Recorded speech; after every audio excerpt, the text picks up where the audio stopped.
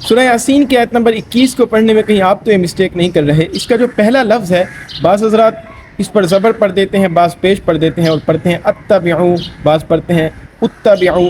حالانکہ جو صحیح اس کا تلفظ ہے، صحیح جو اس کا اعراب ہے وہ اتبعوا ہے، یعنی اس کا جو حمزہ ہے وہ مکسور ہے، اس پر زیر ہے.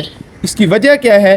اس کی وجہ یہ ہے کہ یہ باب افتعال کا فعل امر ہے اور اس کی جو اصل تھی وہ تھی اتتبعوا، اور دو ہم جن حروف ایک ساتھ جمع ہوئے تو ان کا آپس میں ادغام کر دیا گیا تو یہ اتبعوا بن گئے. اور باب افتعال کے فعل امر کا قاعدہ یہ ہے کہ اس کا جو ابتدائی حرف یعنی حمزہ ہوتا ہے اس کو مکسور رکھنا ہوتا ہے، اس پہ زیر لگانی ہوتی ہے. تو اس وجہ سے نہ ہی یہ اتبعوا ہے نہ ہی یہ اتبعوا ہے، بلکہ یہ صحیح اس کا جو تلفظ ہے، اس کا اعراب ہے وہ ہے اتبعوا.